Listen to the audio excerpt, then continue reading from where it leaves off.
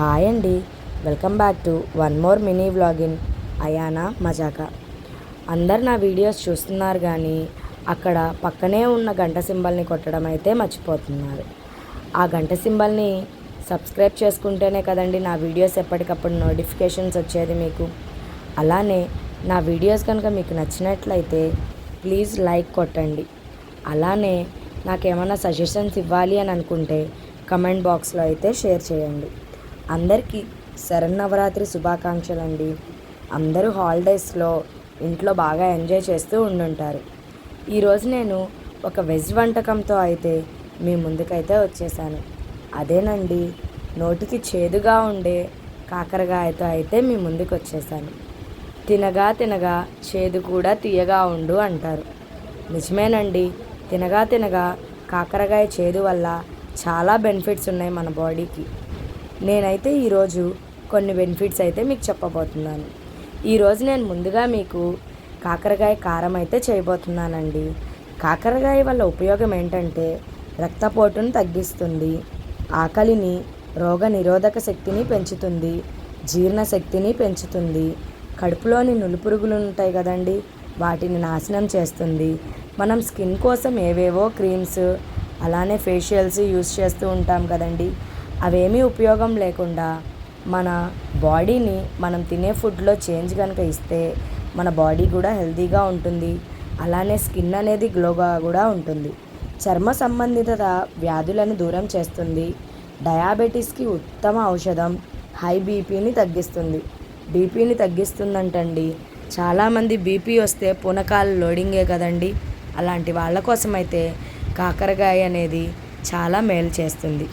కాకరకాయల కారం కోసం ముందుగా నేను ఒక 1/2 కిలో కాకరకాయలను అయితే తీసుకొని చక్కగా తొక్కు తీసేసి వాటిని చిన్న చిన్న ముక్కలుగా కట్ చేసి ఒక గిన్నెలో తీసుకొని అందులో కొంచెం పసుపు అలానే కల్లుప్పు వేసుకొని బాగా ఆ ముక్కలకి ఆ ఉప్పు పట్టేలాగా నానబెట్టుకున్నాను.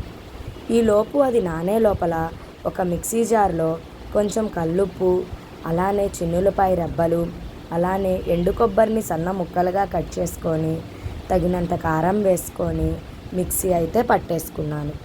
ఆ మిక్సీ అలా పడుతున్నంతసేపు ఈలోపు మనం ముక్కలు నానబెట్టుకున్నాం కదండి, ఆ ముక్కల్లో నుంచి రసం పోయేలాగా పిండుకొని ఆ ముక్కల్ని ఒక బాండీలో ఆయిల్ అయితే వేసేసుకొని ఆ ఆయిల్ కాగాక చిన్న చిన్నగా మనం ముందుగా నానబెట్టిన ముక్కల్ని పిండుతున్నాం కదండి, ఆ పిండిన వాటిని అయితే కొంచెం కొంచెంగా ఆ నూనెలో అయితే డ్రాప్ చేశాను.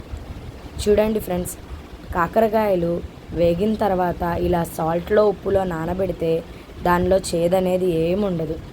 చూసారా, రసం కూడా ఆ ఉప్పులో నుంచి మొత్తం రసం పోయాక అందులో చేదు కూడా విరిగిపోయి చక్కగా క్రిస్పీగా ఉంటాయి ఫ్రెండ్స్. ఇలా బాగా రోస్ట్ గోల్డెన్ బ్రౌన్ వచ్చేదాకా ఫ్రై చేసుకొని ఆ ఫ్రై చేసుకున్న వాటిని ఒక పక్కకైతే తీసేసుకోవాలి ఫ్రెండ్స్. చూడండి ఎంత గోల్డెన్ బ్రౌన్లోకి వస్తున్నాయో. ఇవి చాలా క్రిస్పీగా ఉంటాయి, కారంలో కూడా చాలా రుచిగా ఉంటాయి ఫ్రెండ్స్. ఇలా పక్కకు తీసుకున్న తర్వాత ఈలోపు అదే నూనెలో మన కాగిన నూనెలో కొంచెం ముందుగా ఒక చిన్న సైజు ఉల్లిపాయనైతే కట్ చేసుకొని అందులో గోల్డెన్ ఫ్రై చేసేసుకోవాలి.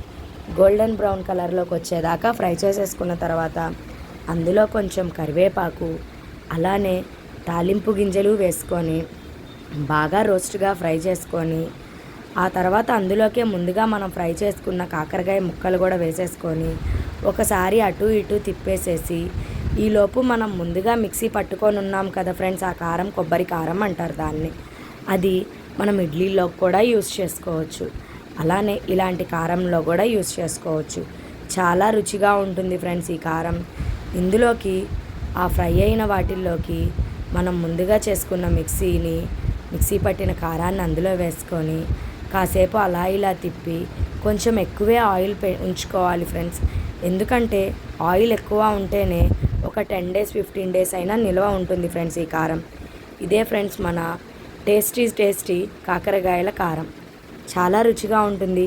వేడి వేడి అన్నంలోకి 2 కాకరకాయ ముక్కలు అలానే నెయ్యి వేసుకుంటే చాలా బాగుంటుంది.